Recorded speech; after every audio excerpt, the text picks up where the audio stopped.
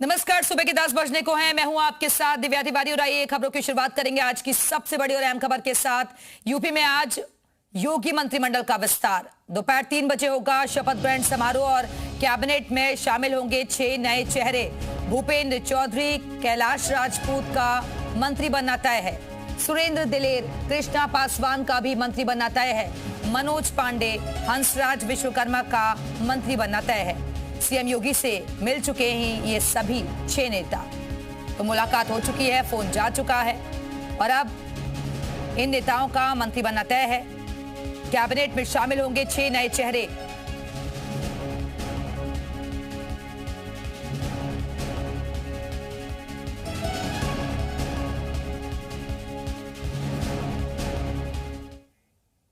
फतेहपुर से 4 बार के विधायक कृष्णा पासवान का नाम भी संभावितों की लिस्ट में सबसे ऊपर चल रहा है। उन्होंने कहा है कि संगठन जो भी जिम्मेदारी देगा उसका शिद्दत से निर्वहन करूंगी। साथ कृष्णा पासवान जी हैं, उनके आवास पर मौजूद है। सबसे पहले तो आपको बहुत बहुत बधाई। मैं आज अभी इतनी समय आप सब लोगों को बहुत बहुत बधाई देती हूँ। आगे फिर जो संगठन और माननीय मुख्यमंत्री जी जिम्मेदारी देंगे।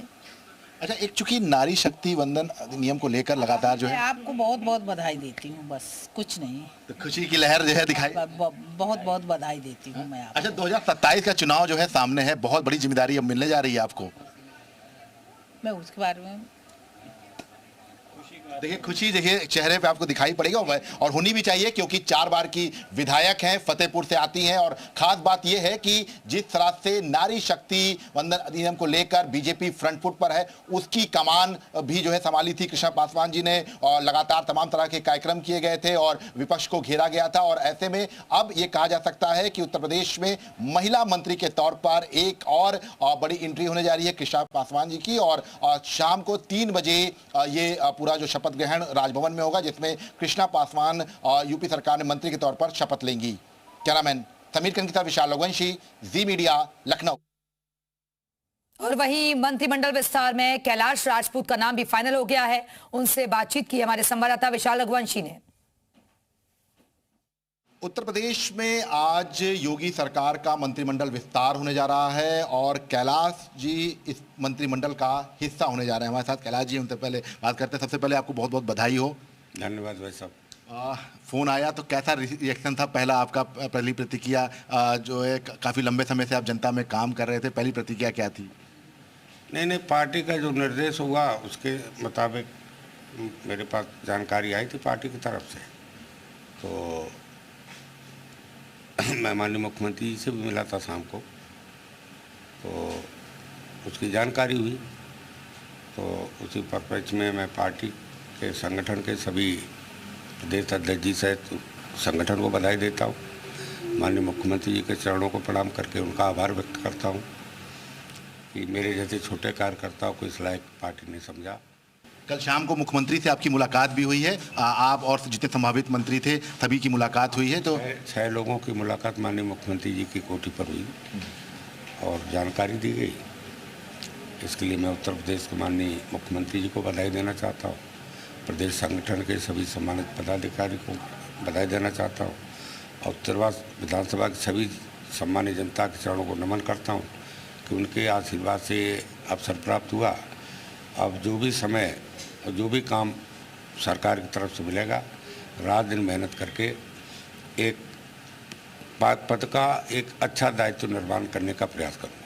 तो देखिए, कैलाश जी को जो है उत्तर प्रदेश मंत्रिमंडल का हिस्सा बनाया जा रहा है। एक अनुभवी विधायक के तौर पर ये काम करते रहे हैं और यही वजह है कि चाहे वो पार्टी हो चाहे वो सरकार हो, उसमें इनकी भूमिका बिल्कुल फिट मानी जा रही थी और इसीलिए एक बड़ा जो है फैक्टर है। और इसी वजह से कैलाश जी को फिलहाल मंत्रिमंडल का हिस्सा बनाया जा रहा है और आज 3 बजे राजभवन में मंत्री की शपथ लेंगे।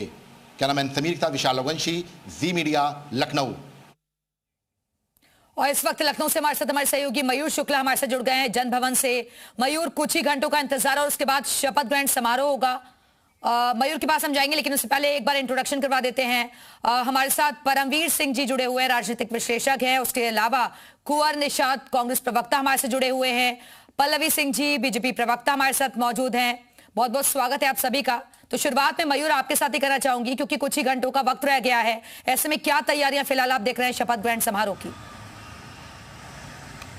हाँ बिल्कुल, देखिए जन भवन में दोपहर को 3 बजे से शपथ ग्रहण समारोह होगा। कल सीएम योगी आदित्यनाथ ने जन भवन में आकर राज्यपाल आनंदीबेन पटेल से मुलाकात की थी, उनसे समय लिया था और अब धीरे धीरे जो नाम का सिलसिला चल रहा था, जो कल से कयास लगाए जा रहे थे कौन मंत्रिमंडल में शामिल होगा, धीरे धीरे सब कुछ स्पष्ट होता चला जा रहा है। आप देख सकते हैं फिलहाल जन भवन के बाहर इस वक्त हम मौजूद हैं और अभी फिलहाल बहुत ज़्यादा हलचल यहाँ पर देखने को नहीं मिलेगी क्योंकि जिन 6 नामों की चर्चा हो रही थी उसमें सबसे प्रबल दावेदार जो है भूपेंद्र चौधरी, कृष्णा पासवान, कैलाश राजपूत, हंसराज विश्वकर्मा, मनोज पांडे, सुरेंद्र दिले, जिसमें से कृष्णा पासवान, कैलाश राजपूत, हंसराज विश्वकर्मा ने जी मीडिया से एक्सक्लूसिव बातचीत में अपनी खुशी जाहिर की है कि उनको बड़ी जिम्मेदारी मिलने जा रही है। लेकिन अन्य जो लोग हैं, अभी मनोज पांडे फिलहाल लखनऊ नहीं पहुंचे हैं, अगर उनके पास फोन गया है तो वो भी जल्दी लखनऊ धीरे जो है पहुंचने वाले हैं। दोपहर को 3 बजे से यहाँ पर जो कार्यक्रम की शुरुआत होगी शपथ ग्रहण समारोह की, 2 बजे से ही सभी का आना यहाँ पर शुरू हो जाएगा, जिसको लेकर देखिए तो सुरक्षा के पुख्ता इंतजाम है वो यहाँ पर कर लिए गए हैं। और शपथ ग्रहण समारोह के बाद 4 बजे से कृष्णा अवतारम एक फिल्म है, वो भी सभी के सभी मंत्री और जितने भी जिन लोगों को इन्विटेशन दिया गया है सब यहाँ पर देखने फिल्म को देखेंगे। सीएम योगी आदित्यनाथ दोनों डिप्टी सीएम भी यहाँ पर मौजूद रहेंगे। और जिस तरीके से 2024 में मंत्रिमंडल विस्तार पहली बार हुआ था योगी सरकार पार्ट 2 का, जो लोकसभा चुनाव से पहले उसमें ओम प्रकाश राजभर, दारा सिंह चौहान समेत अनिल कुमार को भी मंत्रिमंडल में 4 लोगों को शामिल किया गया था। तो अभी तक फिलहाल 54 टोटल मिनिस्टर है मंत्रिमंडल। बिल्कुल, तो ये दूसरी बार विस्तार होने जा रहा है। मयूर आप बने रहेंगे, वापस आएंगे आपके पास। पल्लवी जी, सबसे पहले चर्चा की शुरुआत मैं आपके साथ ही करती हूं क्योंकि इंतजार आप लोगों ने बहुत लंबा करवाया, लेकिन ये माने कि ये पूरी तरीके से बैलेंस टीम नजर आएगी, अब युवा, महिला और अनुभव का कॉम्बिनेशन दिखेगा?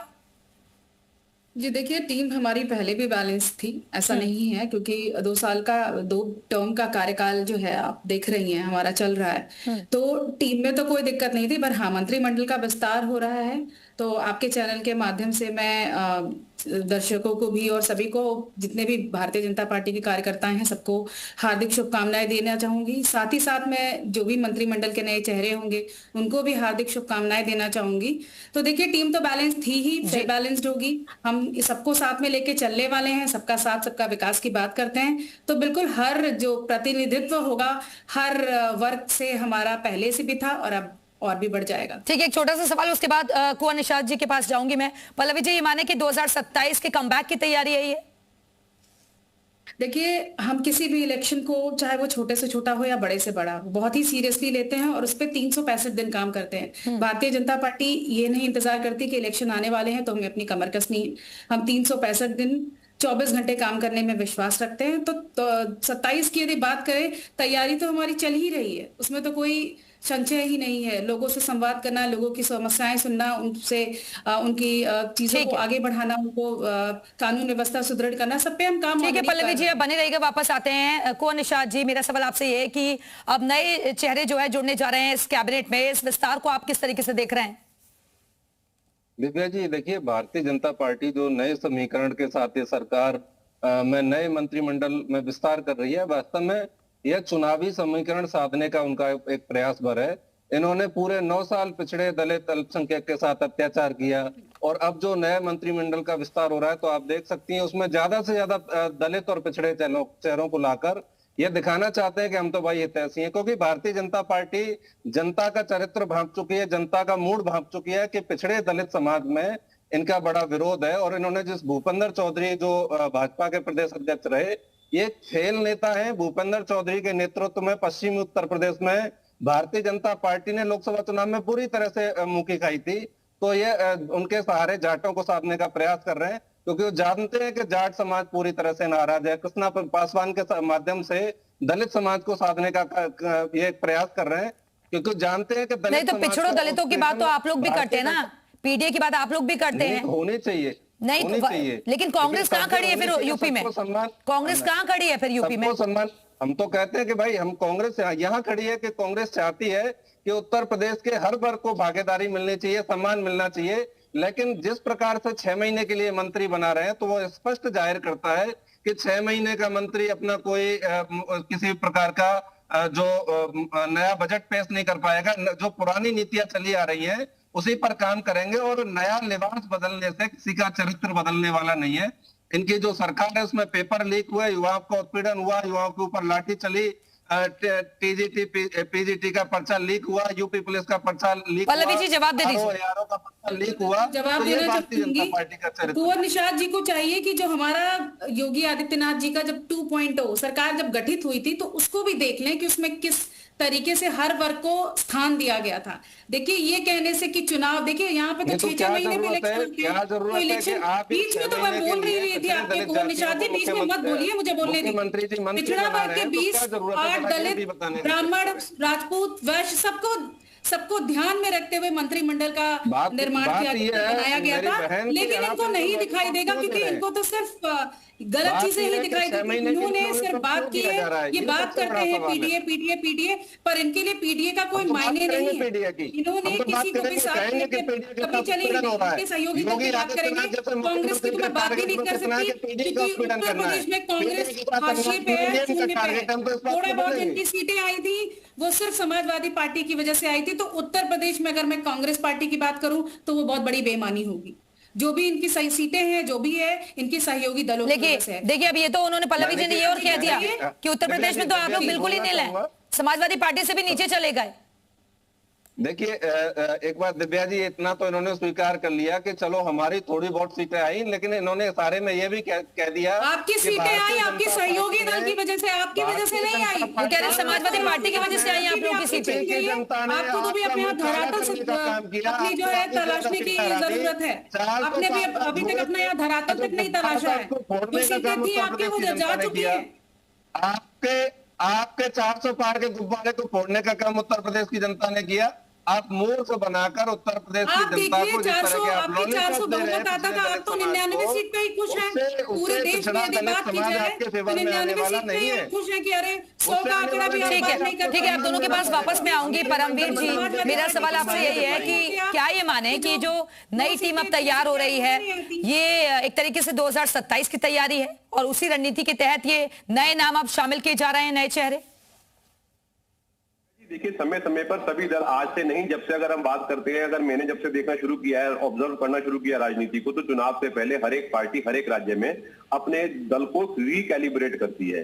ये इसी तरीके से होता है जैसे मैच से पहले टीम को भी रिकैलिब्रेट किया जाता है। तो ये वास्तव में एक आवश्यकता होती है, हर पार्टी करती है, हर दल करता है, हर राज्य में होता है। लेकिन एक कहावत है, हरिशंकर परसाई जी ने कहा था, राजनीतिक लोगों के लिए कहा था उन्होंने, कि आत्मविश्वास अपने आप में बहुत बलवान होता है, लेकिन मूर्खता से आया हुआ आत्मविश्वास उसका कोई तोड़ ही नहीं होता है। मैंने ये बात इसलिए कही है क्योंकि राजनीतिक गठजोड़ जो होते हैं इनकी कोई करवट नहीं होती कब किस करवट बैठ जाए। जैसे आज बात करिए, आज अभी दोपहर के समय पर एक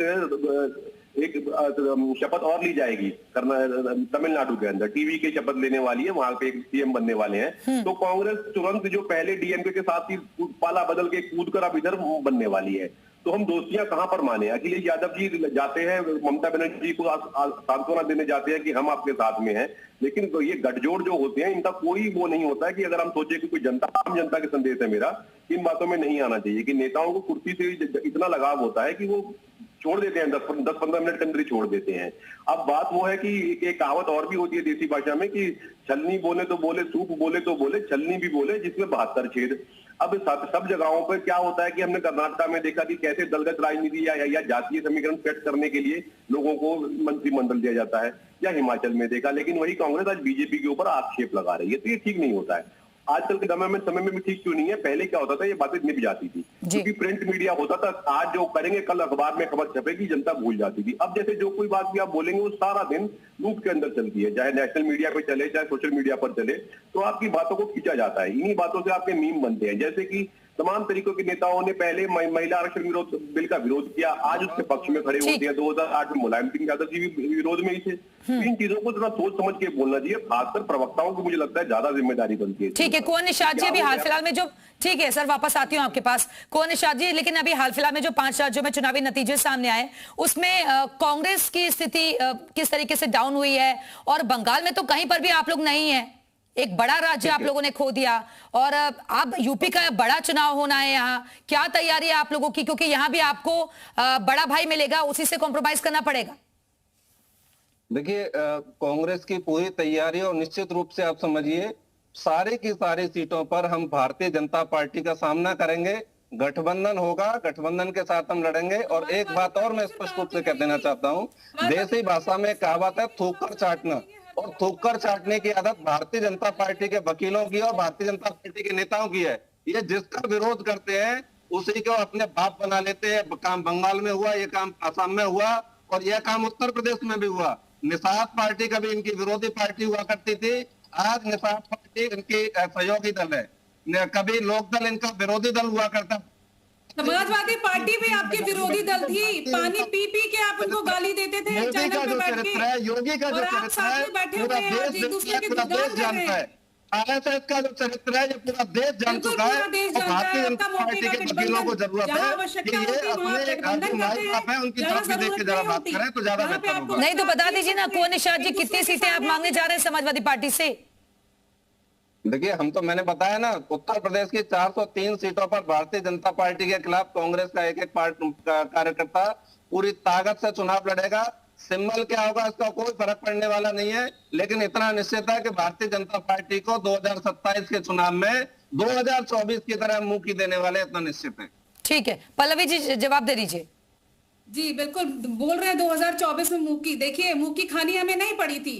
आप शायद भूल गए हैं, प्रधानमंत्री अभी भी माननीय नरेंद्र मोदी जी ही हैं। थोड़ा सा देख लीजिए, एक बार चेक कर लीजिए। हाँ, आपकी सीटें कुछ आ गई तो थी, यूपी और अभी आपने में बोला आप 403 देखिए ना, सीटों में आप भारतीय जनता पार्टी के सामने खड़े होंगे, तो आपके सहयोगी दल क्या आप अलग होने वाले, क्या आपका गठबंधन टूटने वाला है? क्या एक ऑफिशियल स्टेटमेंट माना जाए एक चैनल पे कि आपका गठबंधन टूटने वाला है, अब आप आमने सामने आके लड़ाई करेंगे? बाद में आपने कुंवर निषाद जी, लेकिन सवाल यही, जो आपके कोर वोटर्स हुआ करते थे वो तक आप लोगों से छिटक रहे हैं, क्यों कांग्रेस के साथ जाने को तैयार नहीं हो रहे हैं नेता, वो बीजेपी में शामिल होते जा रहे हैं। एंड मूवमेंट पे हर जगह हम यही देखते हैं स्थिति। आप लोगों को जो मैसेज कन्वे करना चाहिए जनता तक, वो क्यों नहीं हो पा रहा है? देखिए, सारे के सारे नेता भारतीय जनता पार्टी में वही है जो कांग्रेस में हुआ करते थे। शुभेंदु अधिकारी वही है जो कल परसों मुख्यमंत्री बनाया, कभी कांग्रेस ही हुआ करते थे। इनके हेमंत विश्व शर्मा कभी कांग्रेस ही हुआ करते थे। इनके पास सीबीआई है, ईडी है, आईटी है, इनकम टैक्स है, और इनके पास चुनाव आयोग है। मैं निश्चित अब लीजिए, एजेंसियों पर उन्होंने कह दिया, चुनाव आयोग को भी लपेटे में ले लिया। फैलाने का प्रयास कर रहे हैं, नेशनल टेलीविजन पे बैठ के संवैधानिक संस्थाओं को बताते हैं भारतीय जनता पार्टी के अधीन है। इस तरीके का अरे आपने पैर के जूते बना लिया संवैधानिक संस्थाओं को। कुंवर निषाद जी, लेकिन किसी पर तो भरोसा करेंगे ना। आप लोगों को एजेंसियों पर यकीन नहीं है, चुनाव आयोग पे यकीन नहीं है, जनता के फैसले को भी आप लोग नहीं मानते हैं, वो तो आप एक्सेप्ट कीजिए ना। हम तो कहते हैं, देखो मीडिया के सामने पूरे आया कि इन्होंने भारतीय जनता पार्टी ने संसद में कानून बनाया कि अगर देश का चुनाव आयोग बेईमानी करेगा तो उसे बेईमानी नहीं माना जाएगा। उनके खिलाफ कोई मुकदमा दर्ज नहीं हो सकता है, उनके खिलाफ कोई रिपोर्ट दर्ज नहीं हो सकती, उनके खिलाफ कोई सुनवाई नहीं होगी। अगर चुनाव ईमानदार है तो कानून बनाने की जरूरत क्या थी? मोदी अगर इतने ईमानदार है तो कानून बनाकर चुनाव को संरक्षण क्यों दे रहे हैं? ये बताएं। अरे वो सीधा सवाल कर रही है ना कुंवर निषाद जी, सुनिए ना, वो सीधे सवाल कर रही है कि भाई जहां आप जीत जाते हैं वहां पर आप लोगों को कैसे यकीन हो जाता है, वहां सब ठीक होता है, फेयर इलेक्शन होते हैं वहां। हाँ बिल्कुल सही आपने कहा, जहाँ भारतीय जनता पार्टी बिल्कुल है ही नहीं वहाँ ये कहेंगे, लेकिन भारतीय सर्वे भी आए, सारी चीजें भी आए, अगर इनके खिलाफ भी आए भारतीय जनता पार्टी वहां भी सरकार बनाएगी। इनके पास इनको ठीक है परमवीर जी, लेकिन मेरे को ये लगता है कि कम से कम गलतियों से सबक लेना चाहिए पार्टियों को, जहां कमियां रह गई हैं उसको दुरुस्त करना चाहिए, उस पर आकलन करना चाहिए। दिव्या जी देखिए, ऐसा होता नहीं है, आजकल ये प्रॉब्लम है, समस्या है, क्योंकि आप अंतर मंथन नहीं करते हैं, सिर्फ हम बात करते हैं, जस्टिफिकेशन देते हैं। देखिए, आने वाले समय में हो सकता है कि हम लोगों को सुनने को मिल जाए कि चुनाव आयोग के ऊपर तो जादू टोना कर दिया है भाजपा वालों ने सम्मोहित कर लिया है वोटर को, या क्या नाम है, किसी बाबा से कुछ क्रिया खिला दिया, नजर लग गई है। तो ये बहानेबाजी आगे आगे और भी बहुत है। राजीव गांधी जी लाए थे ईवीएम को, बहुत उसके पैरोकारी करते थे वो, और वो बोलते थे कि भाजपा जीतती है, क्या नाम बैलेंस से तो ईवीएम ला रहे हैं। आज उन्हीं के पुत्र कह रहे हैं कि ईवीएम गलत है। इंदिरा गांधी जी कहती थी कि ना वोट पे, ना जात पे, ना पात पर वोट मोहर लगेगी हाथ पर। तो जात पात की बात भी आज वापस आ चुकी है। तो ये चीजें क्या है, ये आपका बहानेबाजी है, सिर्फ जनता समझती है इन चीजों के ऊपर। ठीक है, वापस आऊंगी कुंवर निषाद जी आपके पास, आप कुछ कहना चाह रहे हैं, सुनती हूं मैं, लेकिन मयूर संक्षेप में बता दीजिए, क्योंकि युवा महिलाओं का अनुभव का कॉम्बिनेशन इस टीम में नजर आएगा। बिल्कुल, देखिए जो नाम की लिस्ट आप देखेंगे और जिस तरीके की बात लगातार चर्चा की जा रही है, आप नाम में देखिए उसमें ओबीसी भी हैं, उसमें एससी भी हैं, उसमें महिला ठीक है, वापस आएंगे।